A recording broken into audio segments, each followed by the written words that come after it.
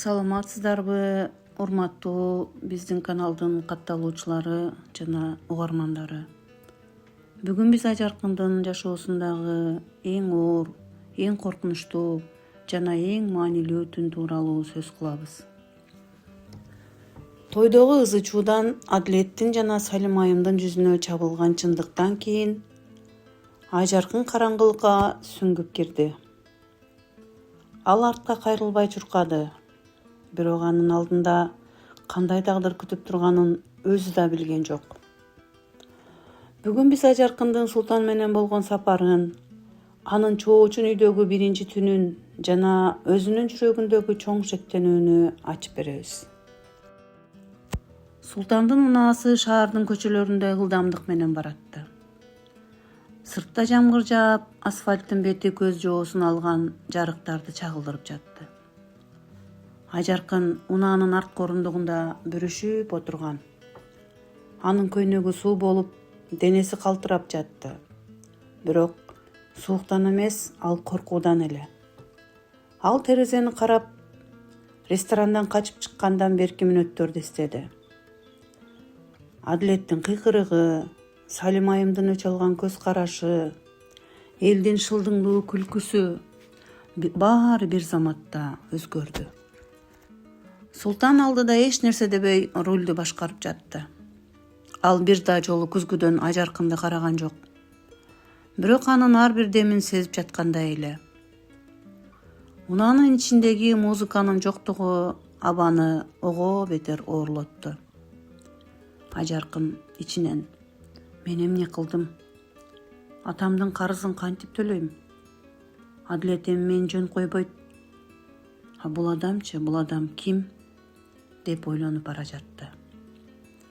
Ал бул сапардын аягы кайда алып бараарын билбесе да, ушул белгисиздик ага мурунку тойдон көрө артык сезилди. 1 сааттык жолдон кийин унаа шаардын эң кымбат райондорунун бирине келип токтоду. Бул жерде үй эмес, чеп сыяктуу зор сарайлар турат эле. Султан унаанын эшигин ачып, Ажаркынга жол көрсөттү. Сарайдын дарбазасы ачылганда Ажаркын алдында турган чоң имаратты көрүп, өзүн кичинекей сезип кетти. Үйдүн ичи өтө люкс эле, бирок муздак эле. Ал жерде Ажаркынды тейлөөчү адамдар күтүп турушпады. Үй ичи тыптынч болчу. Султан ага бир бөлмөнү көрсөтүп: "Бул жерде сен коопсузсуң. Эч ким сени бул жактан таба албайт. Эс ала бер", деди да эч нерсе түшүндүрбөй чыгып кетти. Ажаркын бөлмөдө жалгыз калды. Ал керебетке отуруп, бөлмөнүн кооздугун карады. Баары кымбат, баары бар. Кымбат эмеректер, жибек шейшептер, алтын түстөгү жасалгалар. Бирок ал бул жерде өзүн бактылуу сезген жок. Тескерисинче, ал дагы бир алтын капаска келип калгандай болду. Ал терезени карап, сырттагы караңгылыкты көрдү. Бул жашоо чынбы? Мен чындап эле кутулдумбу? Же бул дагы бир чоң оюндун башталышыбы? Деген суроолор биринин артынан бири келип жатты. Ажаркын уктаган жок. Түн ортосунда ал суу ичкени чыгып, коридордогу Султандын кабинетинин эшиги бир аз ачык турганын байкады. Ичинен жарык чыгып турган. Ал байкатпай эшикти түртүп карады. Султан столдо отуруп, алдындагы калың папканы карап жаткан экен. Ажаркын байкап калды. Ал жерде анын атасынын сүрөттөрү жана 20 жыл мурунку карыз келишимдери жаткан. Ажаркындын жүрөгү дүкүлдөдү. Эмне үчүн Султандын колунда анын атасынын документтери бар эле? Бул жөн эле кокустукпу? Султан анын атасын качандан бери тааныйт? Анын бул жерде болушу жөн эле куткаруу эмес, балким бул дагы чоң бир стратегиянын бир бөлүгүбү? Ажаркын катып калды. Ал азыр кирсе баарын билип алмак, бирок коркуу анын буттарын кыймылдатпай койду. Ал бөлмөсүнө кайтып келгенде башында бир гана ой турду. Бул адамдын сырлары абдан көп эле. Ал жардамчы эмес, ал оюнчу болчу. Таң атып келе жатты. Ажаркын терезеден биринчи нурларды карап турду. Ал Адилеттен кутулду, бирок эми өзүнүн коопсуздугун Султанга байлап алды. Бул эркиндик эмес, бул жөн гана башка түрмөгө которулуу экенин ал сезип турду. Бирок бир нерсе так эле. Ал эми мурунку Ажаркын эмес, ал тойдо микрофонду алган, чындыкты айткан, коркуусун жеңген Ажаркын болчу. Эми ал бул сарайдын ичиндеги сырларды ачып, Султандын чындыгында ким экенин жана анын ага болгон кызыгуусунун артында эмне турганын билиши керек эле. Бул сапар анын жашоосундагы эң оор сабак болоорун ал түшүнүп турду. Таң атканда Ажаркын өзүн куш уйку менен ойготуп, терезеден түшкөн жарыкка карады. Бирок бул жарык анын көңүлүн көтөргөн жок. Кечээ түнү Султандын кабинетинде көргөн кагаздар, атасынын эски сүрөттөрү анын оюнан кетпей койду. Ал ушунча убакыт бою өзүн куткаруучу деп эсептеген адамдын чындыгында ким экенин билгиси келди. Ажаркын даярданып ашканага түштү. Султан ал жерде өзүнүн токтоолугу менен кофе ичип отурган экен. Анын жүзүнөн эч нерсени окууга болбойт эле. Ал Ажаркынды көргөндө кадимкидей эле жылмайып, аны менен саламдашты. Бирок бул жолу Ажаркын анын жылмаюусунда жылуулукту сезген жок. «Уктадыңбы?» деп сурады Султан. Анын үнү өтө жумшак, бирок ошол эле учурда бийликчил эле. Ажаркын стөлгө отуруп, анын көздөрүнө тике карады. Анын жүрөгү дүкүлдөп жатса да, сыртынан токтоо көрүнүүгө аракет кылды. «Султан, кечээ түнү сенин кабинетиңе кирип калдым. Кечирим сурайм. Бирок мен ал жерден атамдын документтерин көрдүм. Эмне үчүн алар сенин сейфиңде турат? Сен мени эмне үчүн куткардың? Чын эле мага жардам берүү үчүнбү? Же бунун баары оюнбу?» Султан кофесин кое салып, бир аз убакытка унчукпай калды. Ал ордунан туруп, Ажаркынга жакындады. «Ажаркын, сен чындыкка дайыр экениңе ишенесиңби? Кээ бир нерселерди билбегениң сенин коопсуздугуң үчүн жакшыраак эле. Сенин атаң болгону карызга баткан адам эмес. Ал менин үй бүлөмө өтө оор тагдырды тартуулаган адам. Ооба, мен сени куткардым, бул чындык. Бирок мен сени куткардым деп өзүмө болгон карызымды кечтим дегенди билдирбейт да. Ажаркындын кулагына бул сөздөр чоң бир коркунуч катары болду. Демек, ал Султандын туткуну болчу. Ал Адилеттен кутулуп, Султандын колуна өткөн экен. «Мени азыр эле үйүңдөн чыгарып сал. Мен карыздын бир бөлүгү болгум келбейт», деп кыйкырды Ажаркын. Султан кайрадан жылмайды. Бирок бул жолу ал шылдыңдуу жылмаюу эле.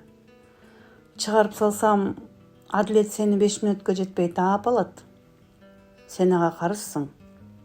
Ал болсо сени эч качан жайыңа койбойт. Мен гана сени коргой алам. Бирок мунун баасы бар.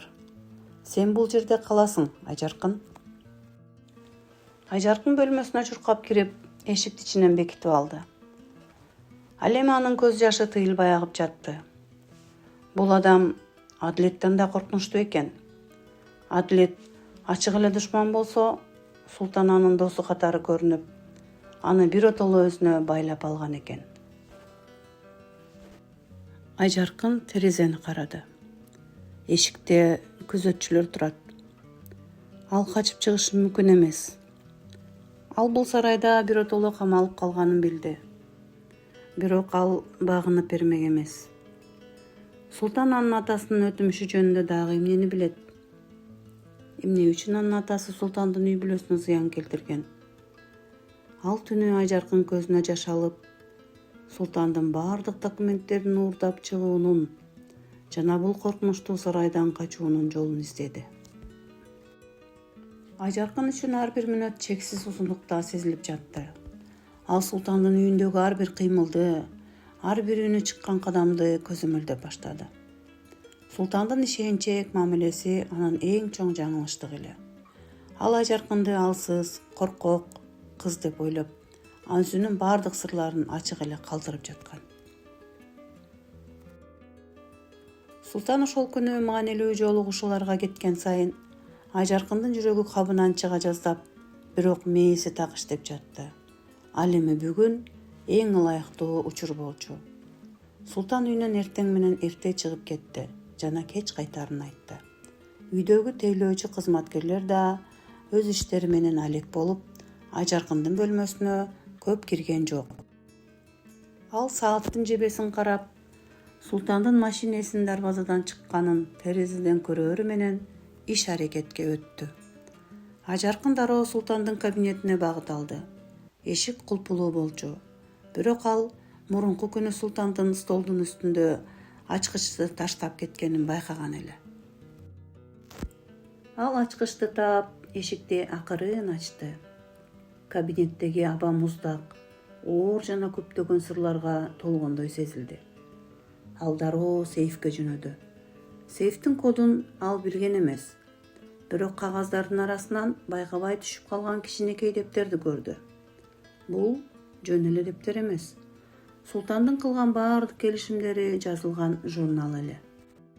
Дептерди ачып окуй баштаганда Ажаркындын көз алды караңгылап кетти.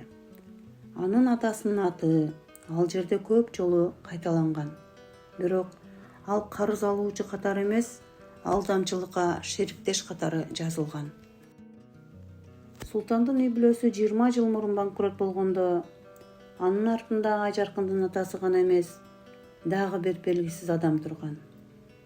Дептерде ал адамдын аты А.С. деп гана жазылган. Ажаркын бул эмнени билдиргенин түшүнбөй калды. Ал эми Султан бул адамды издеп жатабы, же алар баары чогуубу? Ошол маалда эшиктин алдынан кадам добушу угулуп калды. Ажаркындын жүрөгү токтоп калгандай болду. Бул Султан болчу. Ал эрте кайтып келиптир го. Ажаркын эмне кылаарын билбей, дептерди дароо столго таштады да, кабинеттин ичиндеги жашыруун эшикти ачып, анын ичине кирип кетти. Султан бөлмөгө кирди. Ал бөлмөгө киргенде эмнегедир шектенип, айлананы карады. Ажаркын болсо демин ичине катып, тыптынч отурган. Султан столдун үстүндөгү кагаздарды карап, бир нерсени байкады. Дептер мурдагыдай эмес эле. Столдун үстүндөгү дептер башкачараак жаткан эле. Ал аны алып, кайра ачты. Анын үнү чыгып кетти. Сен бул жердесиңби, Ажаркын? Мен билем, сен ушул жердесиң. Султан жашыруун эшигин ачканга аз калганда сырттан телефон шыңгырады. Ал шашылыш түрдө телефонду көтөрүп, бөлмөдөн чыгып кетти. Бул Ажаркын үчүн бир гана мүмкүнчүлүк эле. Ал шкафтан чыгып, кабинеттен чуркап чыкты. Ал эми өз бөлмөсүнө кирип, өзүн керебетке ыргытты. Анын колу титиреп, башы айланып жатты. Ал эми эң коркунучтуусу ал Султандын А.С. деген адамды издеп жатканын жана ал адам жакын арада анын үйүнө келерин билди. Ажаркындын колунда азыр далил жок, бирок ал чындыкка мурдагыдан да жакындады. Бул адам атасы эмес, ал кимдир бирөө Султандын тагдырын талкалаган курал гана. Эми Ажаркындын негизги максаты Султанга жардам берүү, жаандан качуу эмес, ошол табышмактуу А.С. ким экенин табуу эле.